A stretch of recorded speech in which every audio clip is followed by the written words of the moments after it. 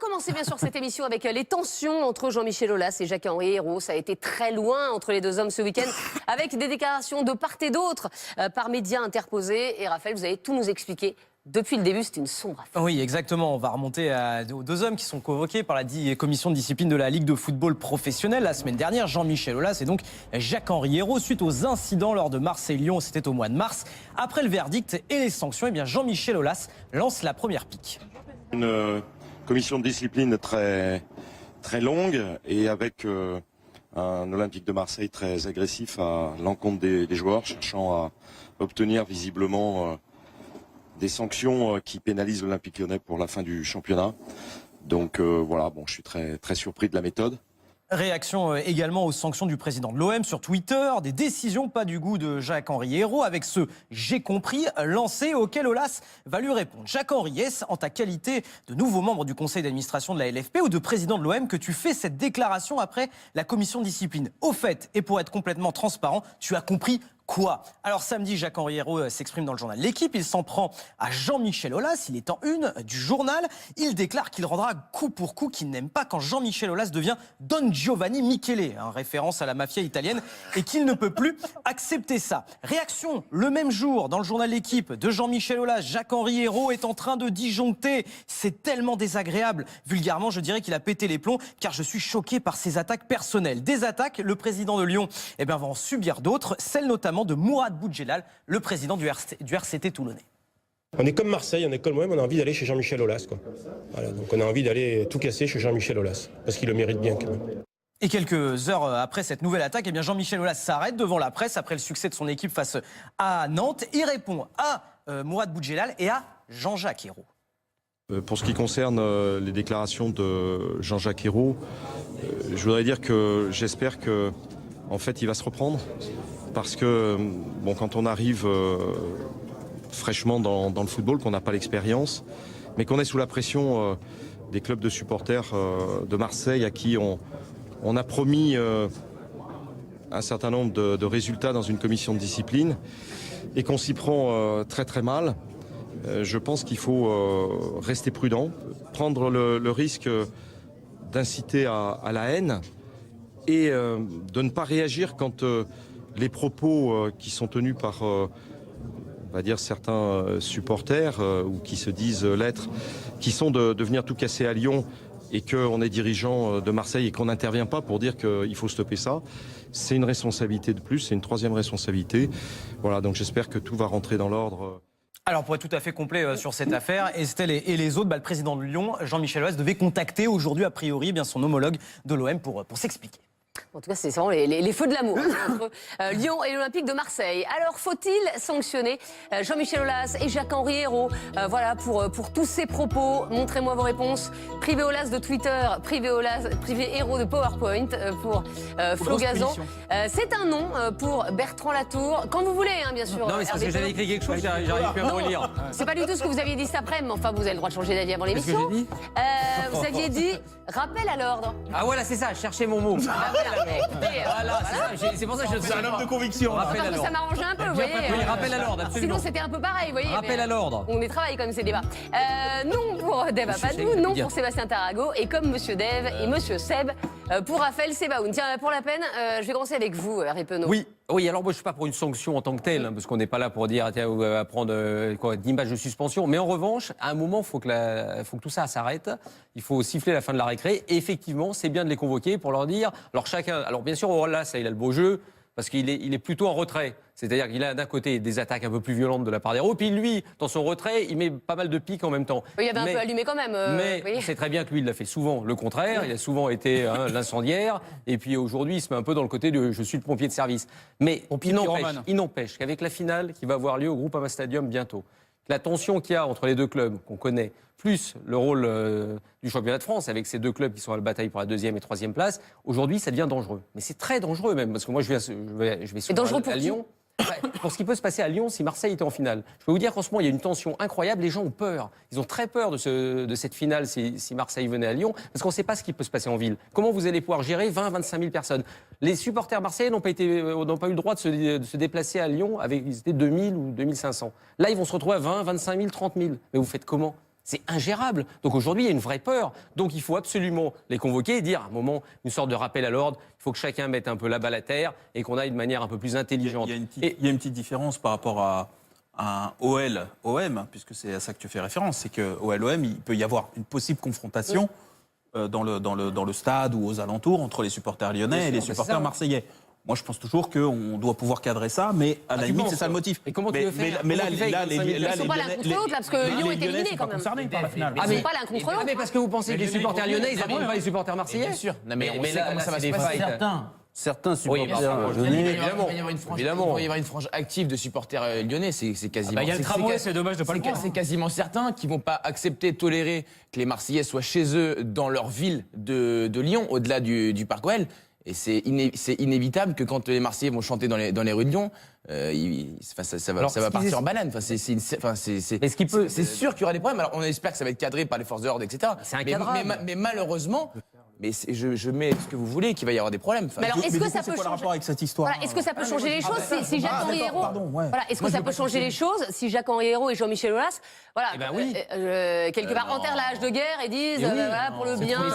Mais non. Si, mais bien sûr, mais si. Mais à un moment, c'est des climats. Quand vous avez un climat de violence qui n'est lié à des présidents, à des joueurs, eh ben, inévitablement, ça crée des tensions. Si on se rend pas compte aujourd'hui, quand vous êtes président de clubs aussi importants que Lyon et Marseille, que si vous arrivez à avoir une telle attitude, vous voyez bien, c'est des failles par mots interposés. Mais il y en a d'autres, ils vont pas y aller par mots. Ils vont se dire, bah, tiens, on va rentrer dedans. Donc, tu as raison, évidemment, Hervé. ils ont un rôle important. Tu as raison, Hervé. Mais je ne pense pas que cela suffise. C'est-à-dire que si la guerre des mots s'arrête, et elle va s'arrêter, je pense, j'espère, pour toutes ces raisons que tu as évoquées, je ne pense pas que ça suffise parce qu'il y a une frange de supporters de chaque côté qui, même s'il n'y avait pas eu tout cela, aurait été susceptible de s'affronter. Sur la bouche, malheureusement. Et Sachez quand même qu'aujourd'hui, il y a eu un communiqué d'un des groupes de supporters de l'Olympique de Marseille, les South Winners. Je vais vous le montrer puis vous le lire un petit peu. Voilà, Oui, avec. Eh bien, c'est pas peu celui-là long, que je voulais voir, c'était celui-là. Voilà. Il y en avait plus. Ils ont fait plusieurs. Voilà, On le n'a pas revoilà, vu, j'espère qu'ils quand vont on a pas le élancer, président de l'Olympique de Jean-Michel, le revoilà dans sa posture préférée. Faire des polémiques ou de la politique pour influencer les arbitres et commissions ne suffit plus à son registre d'acteur. Le numéro pathétique du président larmoyant car les méchants supporters marseillais menaçant son stade, Olasland. Et le communiqué dit ensuite: alors le 16 mai, si le peuple marseillais vient vous rendre visite, installez-vous au cœur de votre joujou, regardez, écoutez et pleurez, car cette ferveur ne se commande pas, elle ne s'achète pas. Méfiez-vous quand même, car du vieux port à vos tribunes, l'irruption du volcan marseillais va créer une onde de choc qui va tout balayer. Alors oui, monsieur Aulas, on va tout casser chez toi. c'est grave quand même. Non mais Après, vous savez- on n'en a rien à foutre de votre Olasland, on va pas y toucher. Ils ont C'est également figuré. écrit ça dans le communiqué. Non, mais après, en revanche- Et le problème, c'est que de toute manière, ils peuvent faire des grands communiqués. Après, les patrons, les présidents de chaque groupe de supporters, ils peuvent faire des communiqués autant qu'ils veulent, etc. Après, vous pouvez pas non plus gérer tous vos membres. C'est pour ça qu'il y a aussi souvent des problèmes. C'est que souvent, après, ils s'excusent parce que ça s'est mal passé, qu'il y a eu des débordements. Parce que les festivités aidant, parfois, tout le monde n'est pas contrôlable. Il suffit de voir ce qui s'est passé récemment au Parc des Princes avec les supporters marseillais qui étaient enfin revenus au Parc des Princes. Bon, ils ont tout cassé. Alors, ils ont cassé des sièges et ils ont cassé les toilettes du pas Parc très des nombreux, en Princes. Et ils n'étaient pas très Et nombreux. 200. Mais donc voilà, malheureusement, moi j'ai peur que ça change absolument rien à ce qui pourrait se passer. Mais Hervé a raison quand même, le climat joue beaucoup, bien sûr. Alors c'est à qui de siffler la fin de la récré? C'est Noël Le Graët, c'est Nathalie Bois de la Tour, c'est Jean-Michel Aulas et Jacques-Henri Hérault qui doivent s'appeler, ils devaient s'appeler aujourd'hui, et qui doivent faire un communiqué commun. Non, mais Comment ça va se passer? ça doit commencer déjà par s'appeler, mais ensuite une déclaration publique, alors commune ou pas, je sais pas, mais des deux. Après, j'ai l'impression vraiment qu'entre Lyon et Marseille, le mal est vraiment profond. C'est-à-dire qu'aujourd'hui, la rivalité, c'est plus PSG-OM, c'est Lyon-Marseille. Aujourd'hui, clairement. Mais- C'est-à-dire que Non, mais ça fait longtemps que ça dure. Bien sûr, ça fait Parce que longtemps que ça sportivement, dure. ils sont incapables de rivaliser avec Paris. Exactement. c'est compliqué. Donc les deux Olympiques aujourd'hui, voilà, arrange il y Aulas, hein. avait eu l'histoire Valbuena, il y a eu énormément de trucs, il y a eu des passes d'armes comme ça avait commencé déjà avec Diouf aussi. Donc voilà, ils se sont trouvés un rival, chacun à leur mesure, chacun avec lequel ils peuvent boxer. Et le problème, c'est que ça déborde. Moi, je suis pas sûr que cet épisode-là ni aggrave, ni. Si, non, mais Tu trouves, toi Tu trouves que là, ça rend les choses plus graves énormément. Par exemple, après le match au Stade Vélodrome, apparemment, donc la voiture des dirigeants olympiens a été coursée par les voitures. Il a fallu l'intervention de la BAC pour venir bloquer les voitures qui voulaient s'en prendre à la voiture des dirigeants lyonnais. Donc à un moment, il faut arrêter, parce qu'alors on va avoir un mort. C'est-à-dire que, bon, là, ils disent on va tout casser. Enfin, c'est complètement inconséquent. Et là, je suis d'accord. Oui, mais ce que tu dis, j'ai bien taillé ça a commencé donc avant cette passe d'armes-là. Mais bien sûr que ça a commencé avant. Voilà, donc c'est ça. Mais ça envenime encore. Mais ça envenime encore un peu plus. C'est-à-dire que si tu crées du buzz de plus en plus. Alors là, pour le coup, effectivement, moi, je suis d'accord aussi avec Jean-Michel Aulas sur un point. Pourtant, je l'ai taillé tout à l'heure, et puis je pourrais le faire sur plein d'autres tweets qu'il a fait, où j'avais dit, d'ailleurs, avec s'attaquer à Garcia comme ça, c'était absolument ridicule, pour dire qu'il était démoniaque, etc.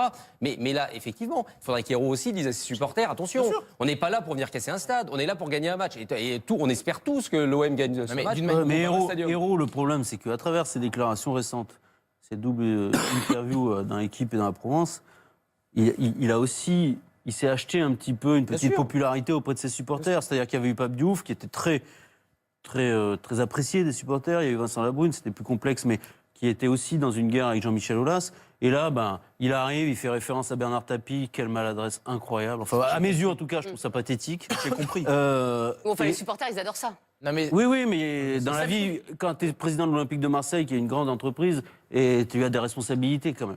Mais après, c'est une référence, parce qu'il y a des jeunes, parfois, qui sont là. C'est une référence à Bernard Tapie, qui, après une défaite en demi-finale de Ligue des Champions contre Benfica, au cours de laquelle Benfica avait marqué de la main, il avait dit j'ai compris. Donc sous-entendu, on va dire. Oui, enfin, Bernard Tapie, c'est pas que ça, vous voyez ce que je veux dire quand même. Non, mais la référence, c'est j'ai compris que les arbitres sont achetés. Ouais, c'est ça. C'est gênant.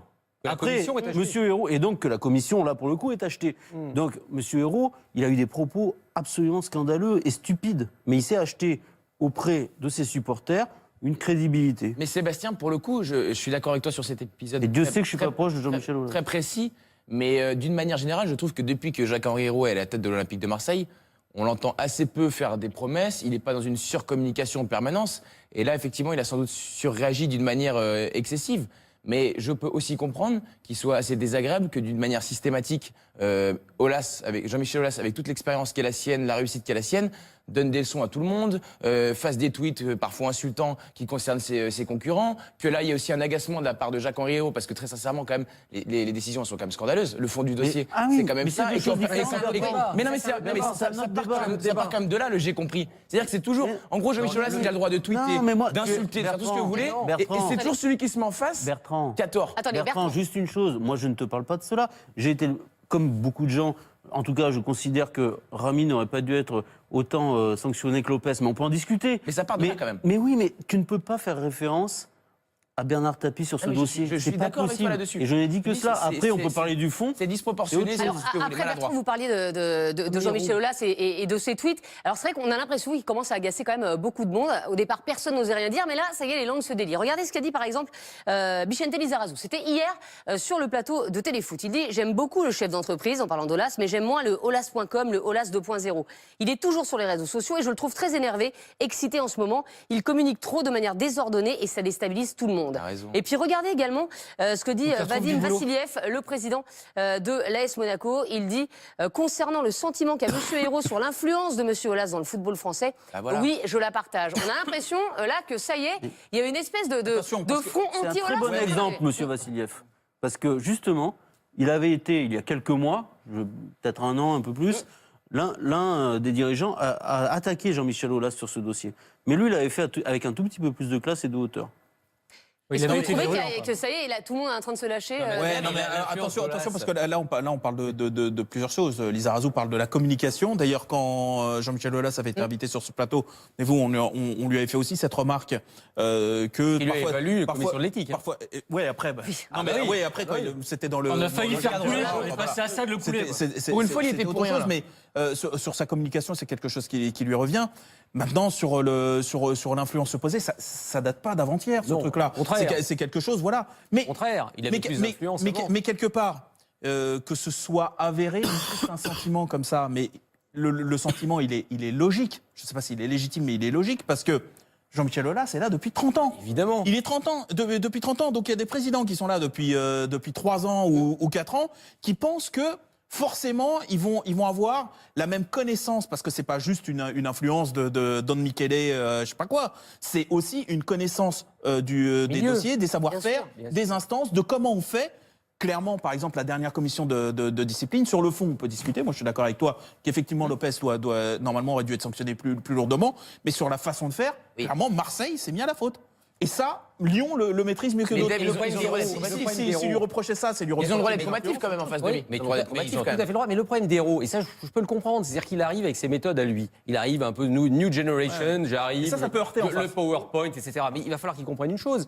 C'est quelqu'un de brillant, donc il va comprendre, il va prendre du recul, il va se dire, d'une certaine manière, j'agis pas de la meilleure des manières avec les gens qui m'entourent. Parce que c'est toujours pareil, ça dépend dans quel univers vous évoluez. Aujourd'hui, lui, il évolue avec des gens qui sont dans le football depuis 30, 40, 50 ans. Vous regardez les membres de la commission qui ont un certain âge. PowerPoint, et tout ça, ça les bouscule. Il tweet beaucoup moins les membres de la commission. Et quand il arrive devant la commission et il dit, regardez en Angleterre, le 14 avril, il y a eu ça, le 17 avril, il y avait déjà une sanction. En gros, c'est que vous y prenez mal, c'est ça qui sous-entend. Bah oui, même s'il n'y a pas mais je peux vous aider. Ah, il a le droit. Si ça marche sur la tête, il y a un moment donné, reprocher à des. Mais si le système fonctionne mal et qu'on reproche à des gens qui le critiquent, pas tous en même temps. Ne faisons rien alors. Non, mais c'est pas du tout ça. C'est que si tu vas devant une commission pour en gros leur dire, vous êtes des gros nuls, vous êtes des vieux croulants. Vous êtes des gros nuls et vous êtes achetés. A priori, ça va pas fonctionner. Alors, Ça c'est dit après. très rapidement, mais attendez, très rapidement, une dernière chose. Je voudrais savoir, voilà, aujourd'hui, tous les deux, aujourd'hui, voilà, il y a une guéguerre, Jean-Michel Aulas, Jacques-Henri Hérault. Comment, voilà, cette guéguerre peut se terminer? Voilà, qui dit stop? Comment ça doit se faire et est-ce qu'il faut le faire, quoi? Voilà, c'est la question. C'est peut-être quand même à Jacques-Henri Hérault de faire le premier pas, parce que c'est quand même lui. Alors, encore une fois, on peut discuter du fond, mais sur la forme, c'est le premier qui a allumé quand même. J'aurais bien dit Emmanuel Macron, mais il est supporter de l'OM. C'est le premier qui a allumé. À un moment, peut-être que ça doit venir de lui, sans qu'il retire quoi que ce soit sur ce qu'il pense du fond du dossier. Mais sur la tournure qui a été prise par les choses, peut-être que c'est quand même à lui de faire ce premier pas, il me semble. Bertrand, le mot de la fin. Moi, je pense que derrière ça, il y a aussi beaucoup de cosmétiques. Je suis pas sûr que ça soit une guerre entre les deux. Je suis pas sûr que les deux se détestent. Par exemple, il y a 2 mois, il y avait des papiers, notamment, je crois, dans l'équipe, sur les bonnes relations justement entre Jean-Michel Aulas et Jacques-Henri Hérault. Et les deux ont des intérêts communs sur le foot français, comme on obtient plus des droits télé, etc. Au final, ça amuse tout le monde, ça nous amuse nous, ça excite les supporters, etc. Mais les deux, dès qu'ils auront des intérêts communs, ils se retrouveront et ils mettront ça de côté. Oui, mais là, avant les intérêts communs, il y a d'abord la finale de l'Europa League. Si Marseille est qualifié, et voilà, c'est ça le but là. Que Jean-Michel Aulas demande à ses supporters de bien se tenir quand le Marseille viendra à Lyon pour la finale s'il la joue et on leur souhaite. Que Jacques-Henri Hérault demande à ses supporters de bien se tenir et ça suffit.